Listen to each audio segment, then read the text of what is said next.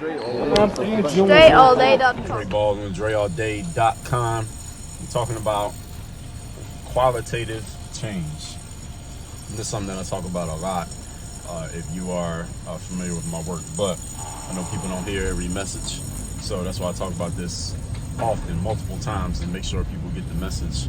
Qualitative change is about a change in, as opposed to a change in quantity. There are two different types of change. There's quantitative, which is counting change. That's like increasing the amount. So for example, working harder is a quantitative change. You just increase the quantity, take the things you have in place, and you just increase the quantity of it. So work harder, you put in more hours at work. That's a quantitative change. You just increase the quantity of time you spend at work, or work harder, or you stay later, come earlier, etc., etc. Just increase the amounts. A qualitative change, though, on the other hand, is a change in the quality of what you're doing. In other words, is a change in approach, a change in strategy. It's where the biggest jumps and leaps in outcomes are sourced from. They're sourced from change in quality. And the reason why I'm talking about this and why it matters so much is that many people who have the goal of being successful fail to hit their goal, or they only come up halfway towards it, because you are making changes in quantity. You are changing the amounts of what you're doing, but you are not changing the quality of what you're doing. You just change the amounts. Well, let me just work. This is what people say. I hear from people all the time. They'll say things like, well, Mike, what are you working on? Or what do you need to do in order to get to the next level or take the next step? And people will say things, well, I need to be more focused, or I got to be more disciplined, or I had to get more motivated, or I'm going to work harder. Or somebody will say to me, well, I listen to your podcast, or I read your books, and they help me be more focused. But I want you to notice something.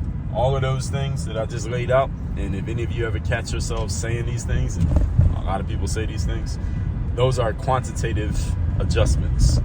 And it's not that making a quantitative adjustment is necessarily a bad thing.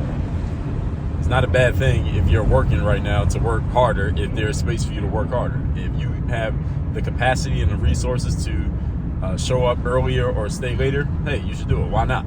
If you have the capacity to do so. However, just changing the quantity of what you're doing, there's diminishing returns on that. There's only so much of that you can do before you've done as much as you can when it comes to quantity.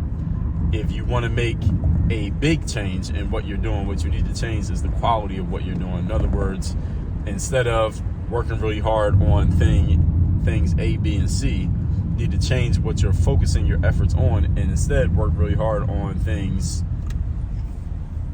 D, E, and F. That's a change in quality. And that's when you'll start to see the really big leaps. The reason why this is important, the reason why I need to lay this out, because not just that you need to understand that, but the reason why, this is the second part, why so many people never make qualitative changes, they only make quantitative changes, is because in order to make a qualitative change, you have to get out of your comfort zone. And your comfort zone is not physically what you are doing, it's mentally how you are thinking. And many people only make quantitative changes because they only want to do what they're comfortable doing. Therefore, they'll do more or less of what they're comfortable with. Get it? That's a change in quantity. I'll just do more or less of what I'm already used to. A qualitative change means not necessarily doing more or less of anything. It just means doing completely different things. And a lot of people don't want to do completely different things, because to do a completely different thing, it may go outside of the realm of what you're used to, what you have come to accept, what you think you are capable of, what you think even works. And this is the reason why many people never do it. And this is why most people, you may have heard me say this before, over time in life, only get older and uglier. They don't actually change, simply because most people never make a change in quality. They only make changes in quantity. So guess what? A change is. Anything with ER on the end is a change in quantity.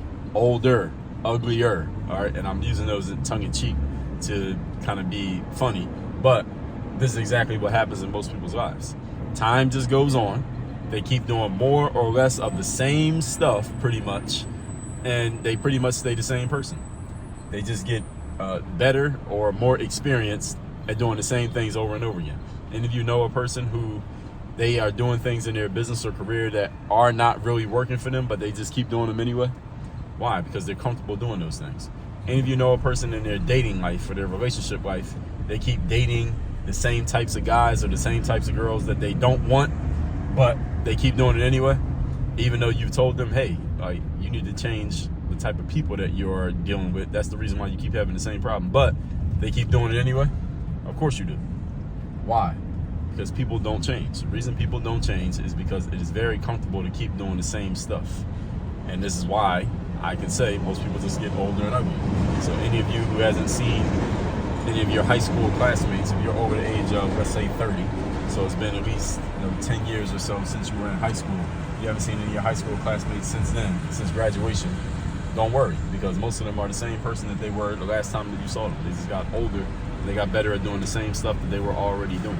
And what you need to check yourself for is make sure you're not that person who just got older and better at doing the same stuff you were always doing, and you have actually advanced in some way in your life because you make changes in quality, not just changes in quantity. So how do you actually make changes in quality? Let me tell you. The secret to making changes in quality is actually not a secret, but it's not easy for everybody to do, is you need to get around people who have a different mindset and a different approach than what you've been using up to this point. And you need to get with them and let them tell you, hey, do things this way, and just follow what they're telling you. Simple as that. Get around people who are doing things differently from you. Follow what they're saying. This person can be in the form of joining a mastermind program, you hiring a coach, getting a trainer, getting around some expert in your field who just knows things that you don't know. They've achieved things that you have not yet achieved. These are all different ways for you to make changes in quality. And again, what you should look out for, because this is the crux of it, is that they are going to have you, or suggest to you at least, that you do some things that you are not used to doing. Some things that are going to push you out of your comfort zone, but you have to resist the urge to keep doing the same stuff that you were doing before and go with whatever it is that they're telling you to do. Because that's the only way you're going to make a qualitative change. The only way you're going to get a qualitative difference is you have to do things that are different than what you've been up to. You can't just keep doing more of the same stuff and then expect to get a different result. I mean, we all know the definition of insanity, right? Doing the same things over and over again and expecting a different result. We all know how this works. At least we all know the definition. Let me put it that way. It's not that we know how it works. We all know the definition. And most people can repeat these definitions that I'm saying, right? But the question is not, can you repeat the definition? The question is, are you actually doing it? That's what you got to check yourself for. So with all that said, text me and tell me the best insight you've gotten from what I've shared here in this video. Here's my number. It's down below in the description as well. The number is 305-384-6894. Every day when I send out my daily motivation text message for free, if you have text me, you'll be in my text community. You'll get that message. Secondly, Work on Your Game University is the place where you can work with me directly. I have one program where you can be coached by me. You can work directly with me. Again, that's workonyourgameuniversity.com. Just go to that website. It's linked down below in the description if you want to work with me directly, and that's how you do it. So everybody, work on your game.